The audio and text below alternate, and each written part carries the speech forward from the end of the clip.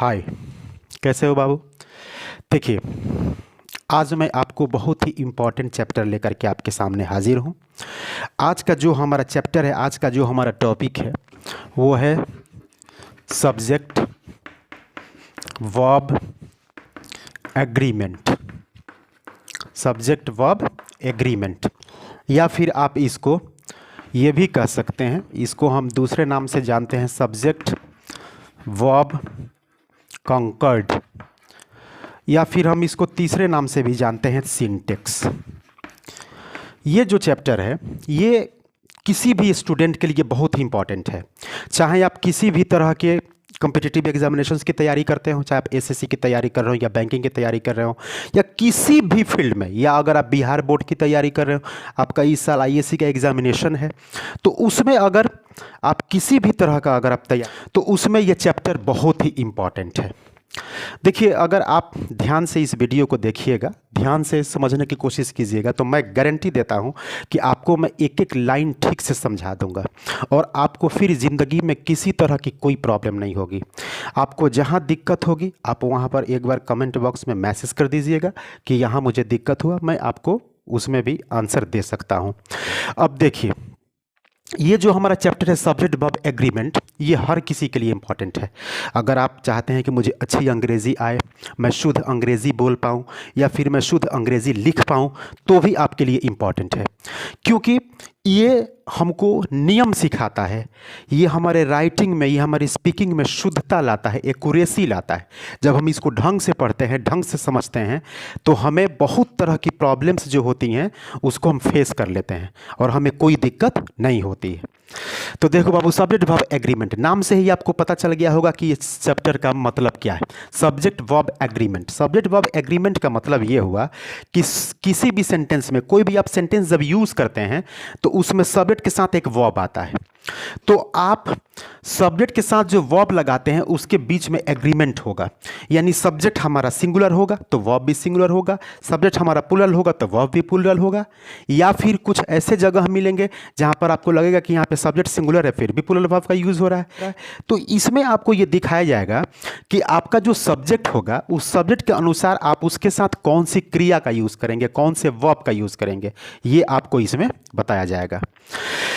अब देखिए, अब इसमें मैं आपको मतलब वन बाय वन आपको करके रूल में बताते जाऊंगा, और हो सकता है कि ये हमारा वीडियो 2 या 3 पार्ट में हो, तो घबराइए नहीं। हम आपको टोटल एकदम कोई भी आपका लाइन नहीं छूटेगा, कोई भी, हम हर चीज़ को आपको, हर उसका जो लाइन है हर लाइन को मैं बताऊंगा, कहीं से आपको कोई कन्फ्यूज़न नहीं होगी। और उसके बाद मैं आपको फिर कॉमन एरर कैसे बनेगा सब्जेक्ट वर्ब एग्रीमेंट में, वो मैं आपके सामने लाऊंगा। फिर सेंटेंस इंप्रूवमेंट आप कैसे बनाइएगा वो मैं आपके सामने लाऊंगा। हर तरह के क्वेश्चंस को भी आपके सामने लेकर के आऊँगा। लेकिन उससे पहले आप पहले ये समझने की कोशिश कीजिए कि सब्जेक्ट वर्ब एग्रीमेंट है क्या। तो सब्जेक्ट वर्ब एग्रीमेंट के बारे में कहा जाता है कि जो सब्जेक्ट होता है उसके नंबर और पर्सन के अनुसार वर्ब का यूज़ होता है, क्रिया का यूज़ होता है। यानी नियम कहता है कि सब्जेक्ट जो सिंगुलर होगा तो वर्ब सिंगुलर होगा, सब्जेक्ट प्लूरल होगा तो वर्ब प्लूरल होगा, इस तरह से। अब कहाँ कौन सा सब्जेक्ट होगा तो उसके साथ कौन से वर्ब का यूज़ करेंगे, वही जो हम जानकारी प्राप्त करेंगे तो वही हमारा हुआ सब्जेक्ट वर्ब एग्रीमेंट। तो अब हम आगे आपको लेकर के चलते हैं, आपको बताते हैं कि किस सब्जेक्ट के साथ आप कौन से वर्ब का यूज़ करेंगे। तो सबसे पहला मैं आपको रूल बता रहा हूँ, रूल फर्स्ट। तो रूल जो पहला है, नियम हमारा कहता है कि अगर सब्जेक्ट हमारा सिंगुलर होगा तो वर्ब भी हमारा सिंगुलर होगा, सब्जेक्ट हमारा प्लूरल होगा तो वर्ब भी प्लूरल होगा। अब यहाँ पर 2 चीज़ें, कौन सा सब्जेक्ट सिंगुलर है, कौन सा सब्जेक्ट प्लूरल है। दूसरी बात, कौन सा वर्ब सिंगुलर है, कौन सा वर्ब प्लूरल है। अब आप इसको समझने की कोशिश कीजिए। देखिए, आपके किसी भी सेंटेंस का जो सब्जेक्ट होता है या तो कोई नाउन होगा या प्रोनाउन होगा। तो देखिए, आपका जो सब्जेक्ट है वो 2 भाग में, जैसे एक मैं सिंगुलर सब्जेक्ट पहले बता देता हूँ, सिंगुलर सब्जेक्ट। अब फिर इधर चलिए प्लूरल सब्जेक्ट, प्लूरल सब्जेक्ट।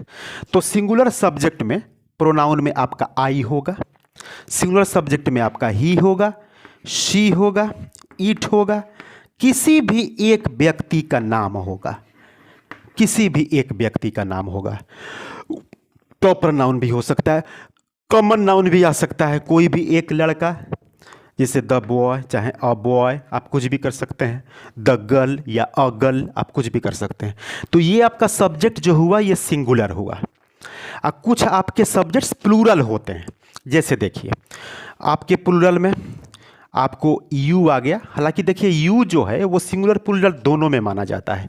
आप यहाँ भी रख सकते हैं, यू को आप यहाँ भी रख सकते हैं, सिंगुलर में भी रहता है, प्लूरल में भी रहता है। जैसे आपका वी हुआ तो वी प्लूरल हुआ।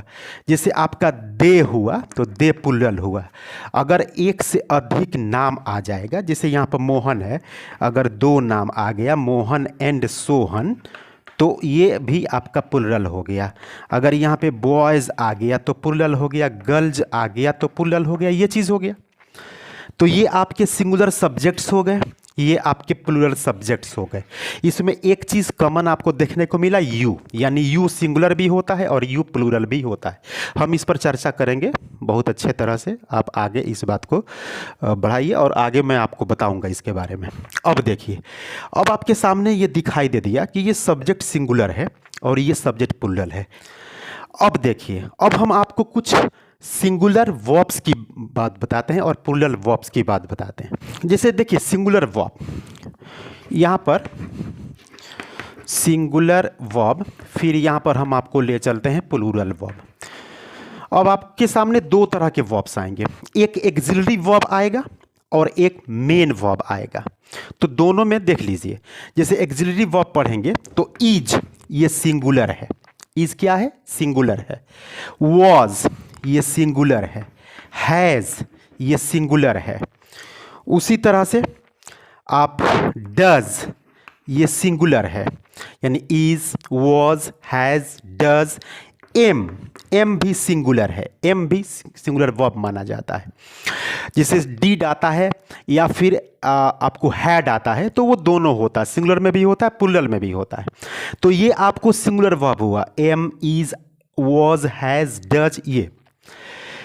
अब देखिए, जब ये मैं आपको सिर्फ अभी एक्सिलरी वर्ब बता रहा हूँ, जो सहायक क्रियाएं होती हैं वो ये उसमें ये सिंगुलर होती हैं। अब देखिए प्लूरल कौन होती है, प्लूरल आर होती है, प्लूरल वर होती है, प्लूरल हैव होता है, प्लूरल डू होता है। ये आपका प्लूरल सब्जेक्ट, ये आपका प्लूरल क्रिया है, ये आपका वर्ब जो है प्लूरल है। अब देखिए जो मेन वर्ब होता है, मेन वर्ब, तो इसमें थोड़ा सा गौर कीजिएगा बाबू। देखो ये जो है ना, आपको यहाँ पे मैं लिख दूँ, जैसे राइट, हमने एक मेन वर्ब लिखा राइट, तो राइट जो है प्लूरल वर्ब है, ये प्लूरल है। जब हम इसमें एस लगा देंगे तो ये हो जाएगा सिंगुलर। तो आपको तो ये एक्सिलरी वर्ब आपको याद रहना चाहिए कि am, is, was, has, does, ये सिंगुलर है। उधर आपको आर, वर, हैव, डू, ये प्लूरल है। अब आती है बात मेन वर्ब की। तो मेन वर्ब की जो संख्या है बहुत ज़्यादा, अनलिमिटेड है। अब आप रीड कहिए, टीच कहिए, राइट कहिए, ईट कहिए, गो कहिए, स्लीप कहिए, प्ले कहिए, कुछ भी कहिए। तो एक चीज़ मेन वर्ब में, ये तो आप देख करके आराम से जान जाइएगा कि भाई एम जो है सिंगुलर है, इज जो है सिंगुलर है, वो जो है सिंगुलर है, हैज सिंगुलर है, डज सिंगुलर है, आर प्लूरल है, वर प्लूरल है, हैव प्लूरल है, डू प्लूरल है। आप ठीक से जान जाइएगा। लेकिन प्रॉब्लम देखिए, आप समझने की कोशिश कीजिएगा मेन वर्ब को। Right, rights, right. देखिए मैं आपको एक चीज़ बताता, आप वीडियो रोक करके आराम से उतार लीजिएगा, या आप घबराइएगा नहीं, और उतार करके फिर आगे समझते चलिएगा। देखिए मेन वर्ब के बारे में एक चीज़ जानिए। मेन वर्ब जो होता है ना, वो नाउन के बिल्कुल अपोजिट होता है, उल्टा होता है। जैसे कहा जाता है कि कोई भी नाउन जो है ना, ये पैदाइशी सिंगुलर होता है। क्या होता है, ये सिंगुलर होता है, यानी जन्मजात ये सिंगुलर ही रहता है। इसका प्लूरल बनाना पड़ता है। तो जब आप इसमें एस या ईएस लगा देंगे तो ये प्लूरल बन जाएगा, ये प्लूरल बन गया। पेन तो पेन्स, ये सिंगुलर है तो ये प्लूरल, ये नाउन है। अगर आप लिखते हैं बुक तो ये नाउन है, आपने एस लगा दिया, प्लूरल बन गया। लेकिन जब वर्ब की बात आती है तो वर्ब इसके ठीक अपोजिट काम करता है, उल्टा काम करता है। अब उल्टा का मतलब देखिए मैं आपको बता रहा हूं, कोई भी वर्ब जो होता है, कोई भी मेन वर्ब, वो प्लूरल ही रहता है। जैसे आप यहां पे लिखते हैं रीड तो ये प्लूरल है। अगर आप लिखते हैं यहां पे राइट तो ये प्लूरल है। अगर आप यहाँ पे लिखते हैं टीच तो ये प्लूरल है, और जब आप इसमें एस या ईएस लगा देते हैं तो ये सिंगुलर बन जाता है। यानी आप इन्हें यहाँ कर दिए रीड्स, आपने यहाँ कर दिया राइट्स, आपने यहाँ कर दिया टीचेस। तो कोई भी मेन वर्ब जो होता है, मुख्य क्रिया जो होती है, वो जन्मजात प्लूरल ही होती है, और जब आप उसमें एस या ईएस लगा देंगे तो ये सिंगुलर बन जाएगा। तो हमने एक्सिलरी वर्ब को एक तरफ छांट दिया कि उसमें कौन कौन सिंगुलर है, कौन कौन प्लूरल है। अब मेन वर्ब को आराम से समझ लीजिए कि मेन वर्ब जो है ना वो सदा प्लूरल ही रहता है, जब आप उसमें एस या ईएस लगा देंगे तो सिंगुलर बन जाएगा। तो यहाँ पर आप सीख गए, कोई दिक्कत नहीं है। अब आगे चलते हैं, अब हम पहला रूल सीखते हैं। पहला रूल जब आप देखिएगा तो फर्स्ट रूल कहता है कि अगर किसी भी वाक्य में सब्जेक्ट हमारा सिंगुलर होगा तो वर्ब भी सिंगुलर होगा, सब्जेक्ट हमारा प्लूरल होगा तो वर्ब भी प्लूरल होगा। अब देखिए गौर कीजिएगा, सब्जेक्ट हमारा सिंगुलर है, जैसे मान के चलिए यहाँ पे हमने लिखा मोहन, मोहन, तो ये सिंगुलर है। अगर अब ये किसी वाक्य का सब्जेक्ट बनेगा तो इसके साथ जो क्रिया आएगी सिंगुलर आएगी। जैसे मान के चलिए कि मोहन इज माय फ्रेंड, तो यहां पर मोहन आपका सिंगुलर सब्जेक्ट है तो हमने वर्ब भी सिंगुलर रखा। देखिए इज लगाया हमने। फिर देखिए अगर कहीं पे लिखा she writes a letter, she writes a letter, तो सब्जेक्ट हमारा सिंगुलर है शी, तो हमने राइट्स वर्ब भी हमने सिंगुलर किया। तो इसका मतलब ये हुआ कि सब्जेक्ट हमारा सिंगुलर तो वर्ब भी सिंगुलर। अब देखिए सब्जेक्ट हमारा प्लूरल तो वर्ब भी प्लूरल। अब उसका एग्जाम्पल हम देखते हैं, ये जैसे दे, ये क्या है, ये प्लूरल है। जैसे दे आर रेडी, वे लोग तैयार हैं। तो अब देखिए हमने दे के साथ क्या लगाया, आर लगाया। हमारा सब्जेक्ट भी प्लूरल और वर्ब भी प्लूरल, यानी जैसा सब्जेक्ट वैसा वर्ब। जैसे उसी तरह से अगर मैं लिखूं जैसे चिल्ड्रेन, चिल्ड्रेन आर नॉटी, तो देखिए बच्चे नटखट होते हैं, तो चिल्ड्रन सब्जेक्ट हमारा प्लूरल है तो वर्ब भी हमारा क्या हुआ, प्लूरल हुआ।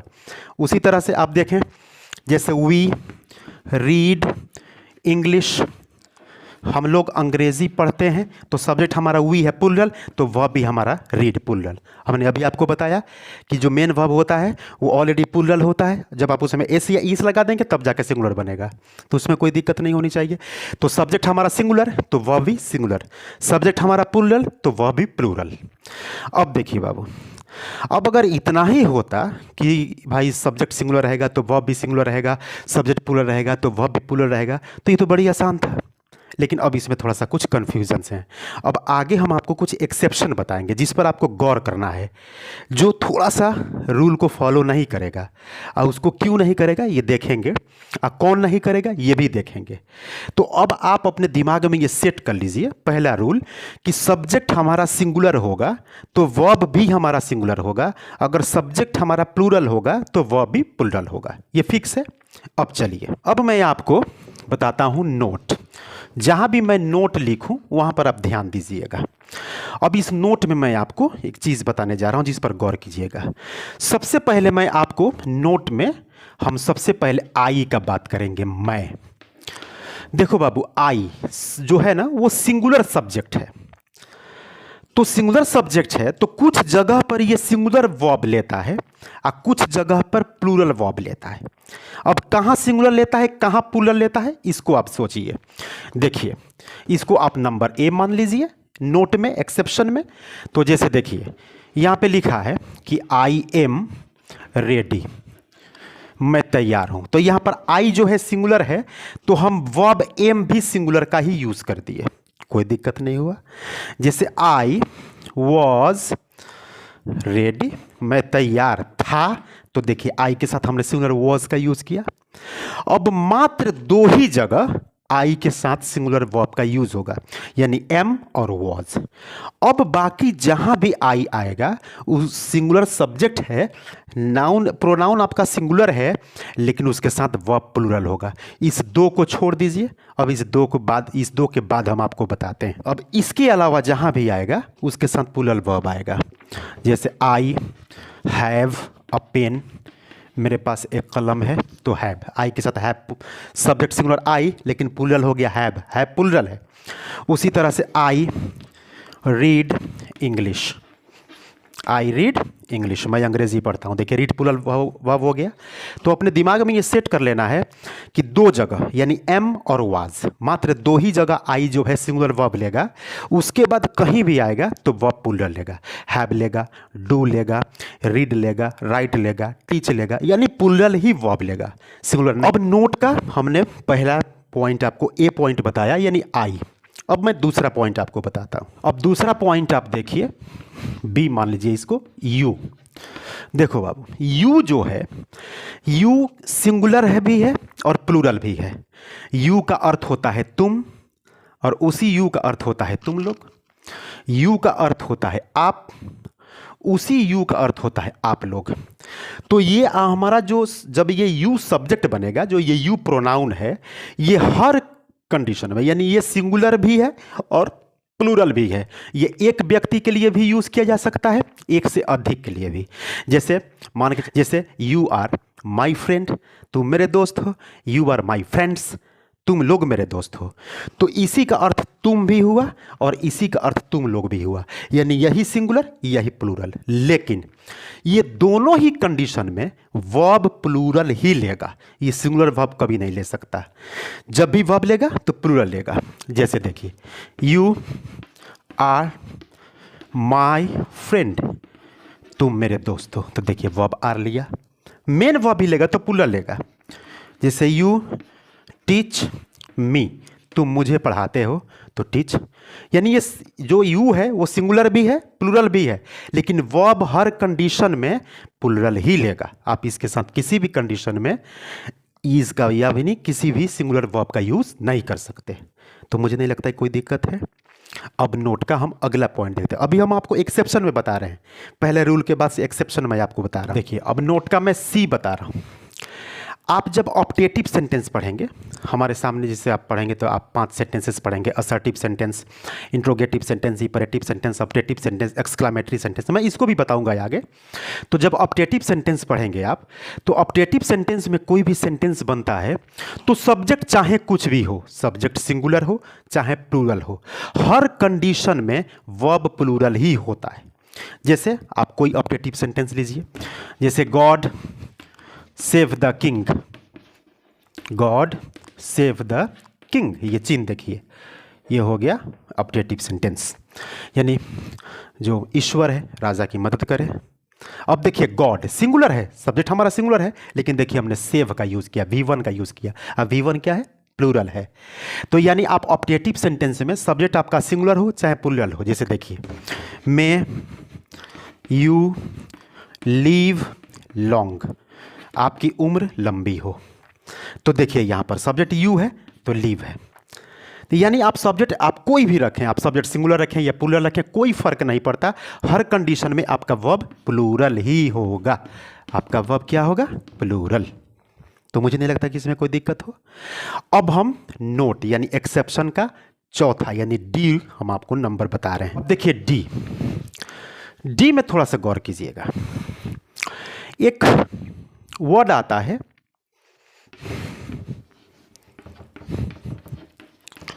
सपोजिशनल। क्या वर्ड आता है? सपोजिशनल। सपोजिशनल कोई चीज़ आप मान लेते हैं, उसका रियलिटी से, हकीकत से कोई लेना देना नहीं है।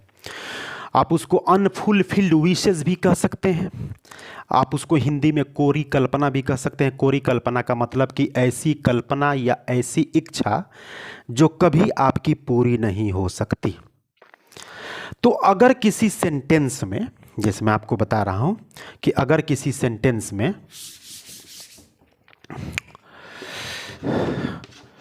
एज इफ आ जाए, एज दो आ जाए, एज इफ आ जाए, एज दो आ जाए, या किसी सेंटेंस की शुरुआत आई विश से हो, शी विशेज से हो, किसी भी सब्जेक्ट के साथ विश या विशेज लग जाए, ETC, तो इसमें जो सेंटेंस आता है उसमें जो सब्जेक्ट आएगा उस सब्जेक्ट के साथ हर कंडीशन में प्लूरल वर्ब वर का यूज होगा। यानी सिर्फ वर का यूज होगा और किसी भी वर्ब का यूज नहीं होगा। अब ये जब हम आपको टेंस पढ़ाएंगे तो वहाँ हम आपको क्लियर बताएंगे कि आप उसके साथ वर क्यों लगाते हैं, यहाँ भी हम आपको समझा देंगे। अब देखिए एज इफ या एज दो, तो ये जो है ना मानो के सेंस में आता है। जैसे इस तरह का सपोजिशनल सेंटेंस कैसा होगा, उसका रियलिटी से कोई लेना देना नहीं है। जैसे मान के चलिए कोई कहता है कि वह ऐसे बात करता है मानो मेरा मालिक है। अब इसका मतलब ये हुआ कि मानो मेरा मालिक है, रियल में वो मालिक मेरा नहीं है, लेकिन उसके बात करने के तरीके से हमने अंदाज लगाया। हमने कहा कि जैसे किसी का कोई मालिक बात करता है वैसे ही वो मुझसे बात कर रहा है। तो क्या है, एक हमने अंदाज, एक सपोजिशन। अब जिसे देखिए आप, उस पर मैं सेंटेंस बना रहा हूँ। जैसे देखिए यहाँ पर he talks as if he were my boss. He talks as if he were my boss. इसका मतलब हुआ कि वह ऐसे बात करता है मानो मेरा मालिक है। तो ही सब्जेक्ट हमारा क्या है, ही है। इसके साथ हमने वर्ब देखिए वर लगाया, यानी प्लूरल लगाया वर्ब। सब्जेक्ट ही है हमारा सिंगुलर, लेकिन क्या लगाया हमने, वर। तो क्यों लगाया, क्योंकि इसका रियलिटी से कोई कांटेक्ट नहीं है। जैसे मान के चलिए कोई कहता है कि शी वॉक्स, वह ऐसे चलती है, एज इफ या एज दो कुछ भी कर दें, शी वर हीरोइन मान के चलिए। अगर कहीं पे लिखा है कि she walks as if she were a heroine, वह ऐसे चलती है मानो कोई हीरोइन है, लेकिन रियल में तो वो है नहीं, हमने मान लिया, यानी सपोज कर लिया।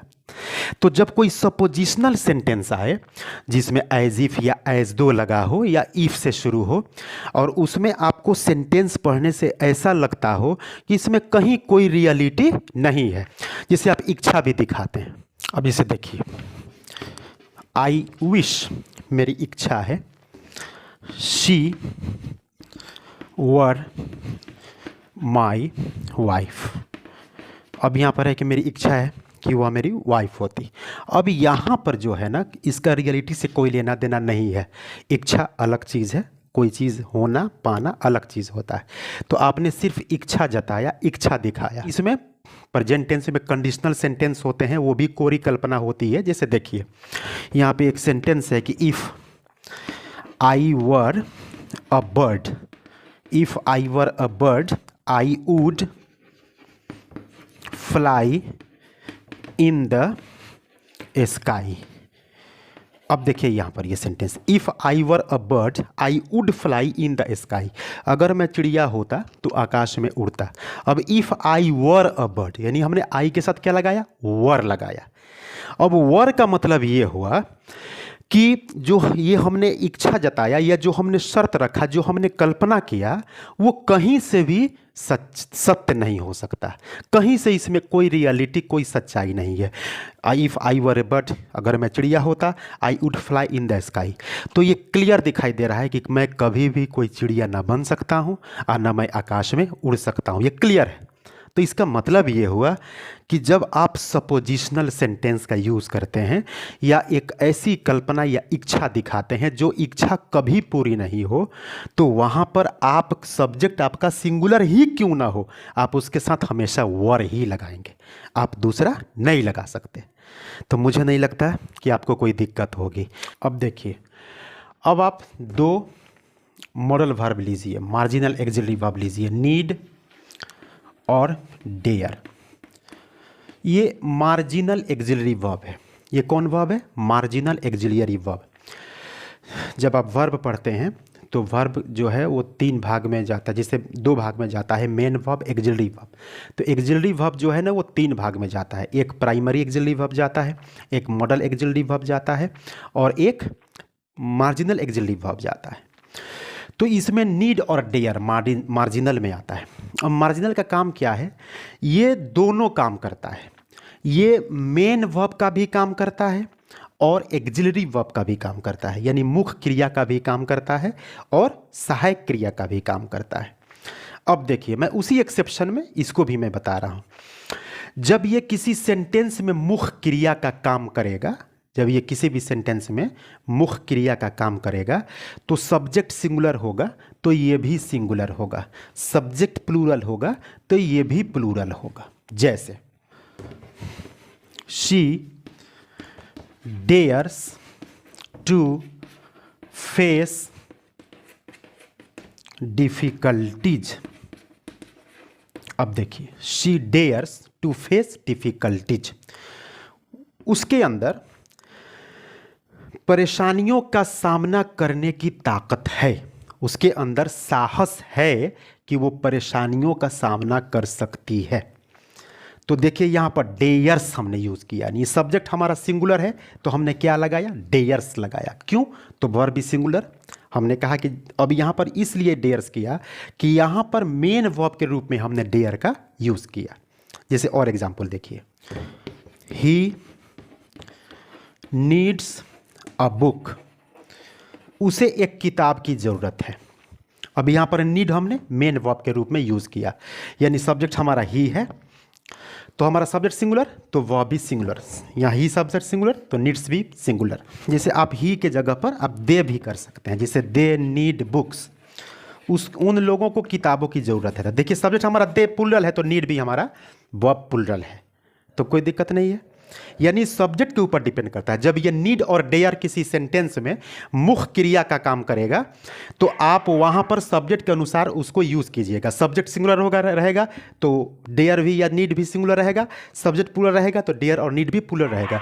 जैसे she dares to face difficulties, he needs a book, they need books. लेकिन जब यही नीड और डेयर सहायक क्रिया का काम करेगा, एक्सिलरी वर्ब का काम करेगा, तो किसी भी सब्जेक्ट के साथ हमेशा प्लूरल ही रहेगा। जैसे ही नीड नॉट गो देयर, अब देखिए उसे वहाँ जाने की ज़रूरत नहीं है। अब यहाँ पर नीड के साथ नॉट हमने लगा दिया, यानी नीड का हमने प्रयोग सहायक क्रिया के रूप में किया। तो जब हम सहायक क्रिया के रूप में यूज़ करेंगे तो हम किसी भी शब्द के साथ प्लूरल ही रखेंगे। तो अब मुझे नहीं लगता कि कोई दिक्कत है। अब देखिए मैं आपको एक बार फिर आपको मैं बता दूँ कि मैंने ये आपको अभी सिर्फ पहला पॉइंट बताया, एक ही पॉइंट बताया है। पहला पॉइंट ये बताया है कि सब्जेक्ट हमारा सिंगुलर तो वर्ब भी सिंगुलर, सब्जेक्ट हमारा प्लूरल तो वर्ब भी प्लूरल। और उसके बाद से एक्सेप्शन में ये हमने 5 बताया कि ये 5 उस रूल के खिलाफ जाएगा। ये 5 जो होगा वो उसके मतलब आगे उस रूल को नहीं मानेगा। इसको आपको अपने दिमाग में रखना है, ध्यान में रखना है। अब हम आगे पढ़ेंगे, दूसरे रूल से आगे बढ़ेंगे। अब यहाँ तक आपको कोई भी कन्फ्यूज़न हो, कोई भी दिक्कत हो तो बेहिचक आप कमेंट बॉक्स में लिखिएगा और ज़रूर आप कमेंट बॉक्स में बताइएगा कि ये वीडियो आपको कैसा लगा। तो मुझे भी हिम्मत मिलेगा, ताकत मिलेगी और आगे बढ़ने की, और आपको और भी आगे पढ़ाने की लेंगे। तो अभी तक इतना रहने दीजिए, फिर अगले वीडियो में मिलते हैं। जय हिंद।